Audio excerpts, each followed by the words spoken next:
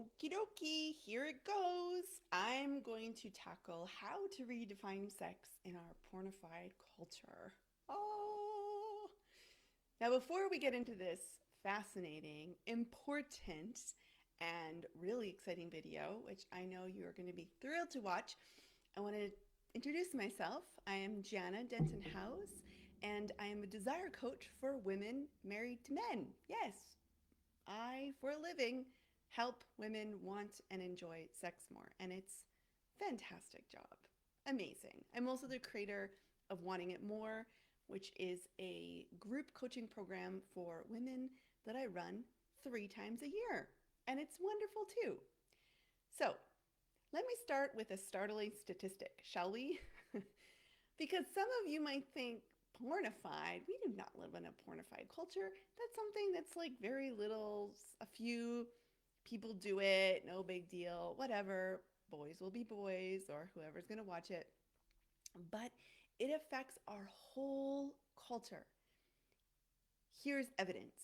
Did you know that 30% of all internet transactions are porn related? 30%. I mean, think about Netflix and internet banking and YouTube, social media, government stuff. I mean, it's bonkers, 30%.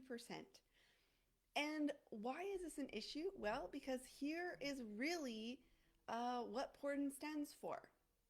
Men's pleasure is centered. Sex is defined as intercourse, penis and vagina. It's very performative, often faked and using props. It's also really narrowly defined sex in terms of oral sex, anal sex, penis and vagina sex, orgasms, male orgasms, usually faked female orgasms, and domination of men over women. And that's just like, that's not even really scratching the surface of what it stands for. So even if you or your husband have not been directly impacted by it, which is probably pretty rare since 73 to 93% of men watch porn, and I'm focusing on male use because that's where I see the effects. Because I am a desire coach, I work with women who don't have desire for sex, and often those women are not watching porn themselves. So the interesting thing is that this also overlaps with the purity movement. It's wild. You would think pornified culture and purity culture would be on opposite ends of the spectrum, but you can see how in both instances often men's pleasure is centered, sex is defined as intercourse, and there really isn't any good education about real female pleasure, desire, orgasm, all of that. So pretty crazy. We have our work to do. And primarily, this is about how we have been lied to about how sex should look like. That's the performative piece. So, what I want everyone to know is that men and women have equally been miseducated and misguided. We need to do something really important for the health of our relationships and also teaching our children, right, about the purpose of sex, and that is to redefine it. We need to redefine it from that narrow, unhelpful box that the pornified culture has put sex into an exploration of a new outcome, a new intention. So, I know you like step by step because I certainly do. Let's make it really simple and look at 3 ways that you can redefine the sexual experience, and so it's more satisfying, more fulfilling, and you leave the experience recharged, nourished, energized, and looking forward to it when it happens again. First step you need to do is you got to watch your media intake. And this is about opening your eyes to cultural messaging in sex scenes, in romance novels, in on the radio, in music lyrics, and of course, in actual porn. So you need to open your eyes, you need to think critically, you need to be aware of what your subconscious mind is being taken in. And that means pausing. I frequently do this, like pause scenes, especially if my children are there with me and they're 11 and 12, so they're older, watching more adult content, more and more frequently adult content, like Grey's Anatomy, for example, with me. Don't come. I am doing my best as a parent. We pause the scenes and we dissect it and we look at them and we don't just let them to come in and affect my sex life and their future sex life. So watch your media intake. It's really, really important. You will be shocked. This is what we do in the Wanting It More program. We do a media detox and you become very sensitized because we are all desensitized to these messages. We don't even see them, and we need to be sensitive to actually how they come in and what the message is in. Second step is decide on what role you want sex to play in your life. Don't let anything else determine that for you. Why is it there? How do you want to feel after it's done? And how do you want to define a success? What is your intention as a couple?